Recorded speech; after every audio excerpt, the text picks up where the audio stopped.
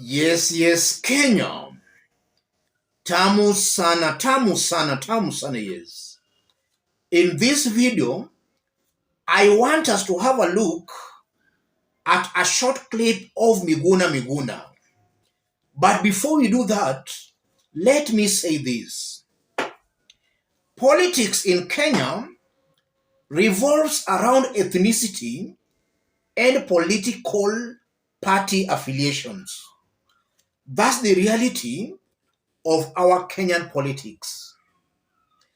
And if you look at the voting patterns in the recent years, even if Kenyans were to go to an election today, the trends will more or less be the same. Areas that have been supporting Raila Odinga will still support Raila Odinga or his preferred candidate. Areas that have been voting against Raila Odinga will still vote against Raila Odinga or against his preferred candidate. Those are the realities of our Kenyan politics. So any leader in an area that has been voting for Raila Odinga, thinking that he or she can turn the tides in those areas, that's somebody digging his or her own political grave. And that's why I've always maintained here that the so-called Azimio leaders in Raila Amolo Odinga's strongholds joining the government, they are digging their own political graves. And that reality was tested today by Miguna Miguna. Miguna was today taught a very hard political lesson in Oyugis, Homa Bay County, where he had attended a funeral service. Trouble started when Miguna Miguna, when he was given the opportunity to speak, he started attacking and insulting Raila Odinga. Have a look at this.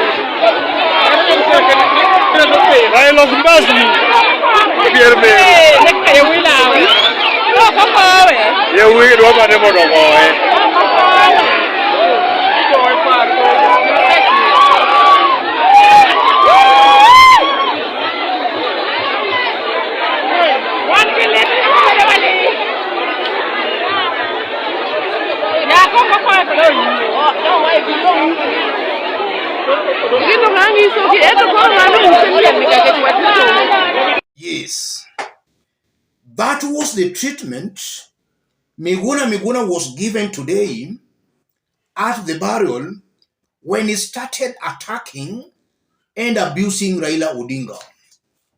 And these are the words Miguna actually uttered that made the residents angry. We fought for multi-party democracy.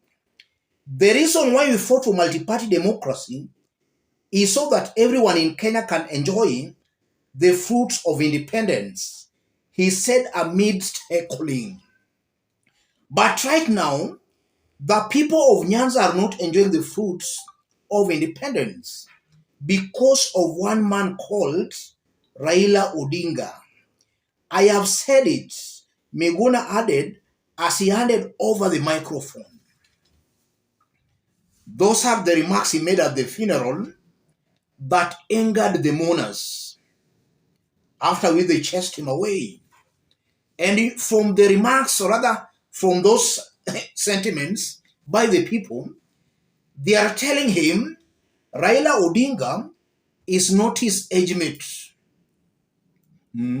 He should just literally respect Raila Odinga.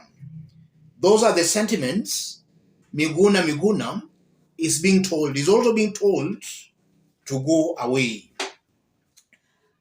And I don't understand why Miguna Miguna is not learning anything at all. When he came from Canada, he toured some places in Nyanza. The reception was very cold. In fact, he was not given the kind of a reception he had all along wanted. Miguna ought to have learnt a lesson from that. But it appears he is not learning anything at all.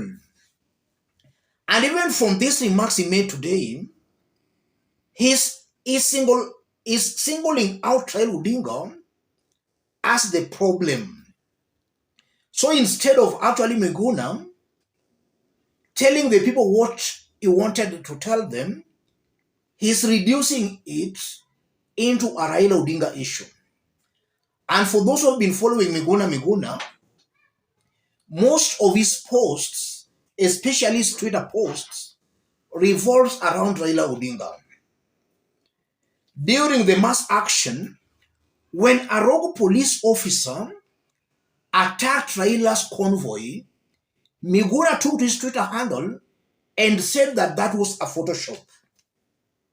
Later, he had to apologize. So Miguna, he sleeps and wakes Raila Odinga. He sleeps, wakes, and dreams Raila Odinga. And from where I sit, I strongly believe that if Miguna wants to be taken seriously, he should actually leave Raila Odinga out of his political maneuvers.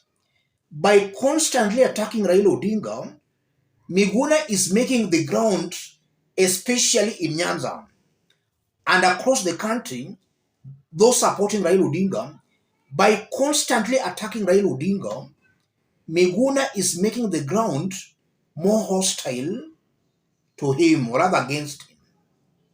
The best thing therefore Miguna should do, if Miguna wants to position himself as an alternative leader in the Luo nation, he should not be fighting an individual. Let him look at the main reasons why the Luo nation and Kenyans in 6 out of 8 provinces have been supporting Raila Odinga.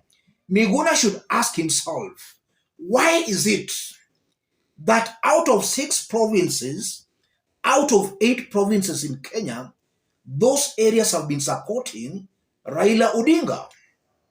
That should be the cause Miguna should be championing.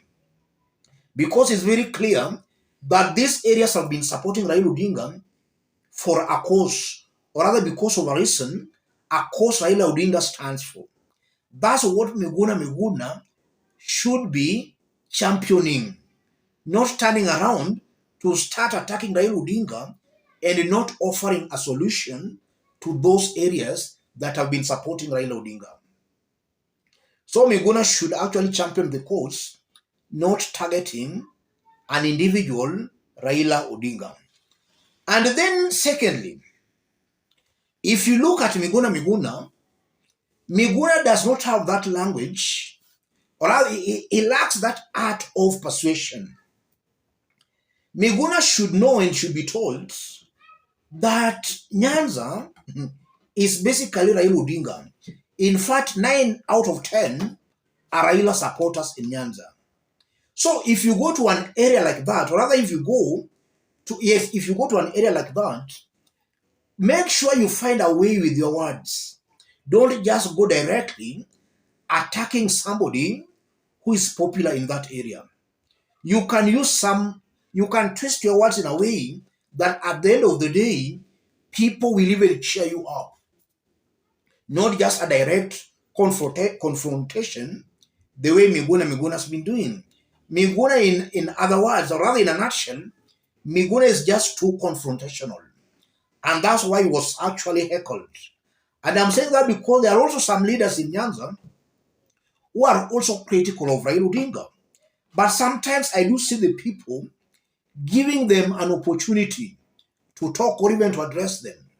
And I've even been seeing they are being cheered as they talk. Why is it that Miguna Miguna is being heckled? It starts and ends with Miguna's own character. Yes. As I conclude, the heckling and the chasing away of Miguna Miguna confirms that the leaders who have dumped Azimio and joined Kenya Kwanza, they'll find it very hard on the ground when election comes. Already they're being seen as betrayers. They have betrayed the cause. So they will most definitely face the wrath of the people. And that's what Miguna actually tested today. Let me stop it there, ladies and gentlemen. But even before I stop, or rather before I forget, it's now high time Miguna should go back to the drawing board. If he is serious as an individual, let him go back to the drawing board. Let him make peace with Raila Amolo Odinga. I strongly believe that's something that will save Miguna Miguna. And above all, as long as Miguna associates with Ruto's government, a government that is seen to be oppressing the people, even if he goes to maybe the coast or even in Western, the people will still see him as a betrayer. Or at the moment Miguna still associates himself with Ruto's government, he will be seen as a betrayer anywhere he goes. Let me stop it there, ladies and gentlemen. If you want to support our forum, I've pinned my number on the comment section. Contact me through the number. If you want to subscribe, or rather if you have not yet subscribed, kindly subscribe. Let's meet in our next analysis.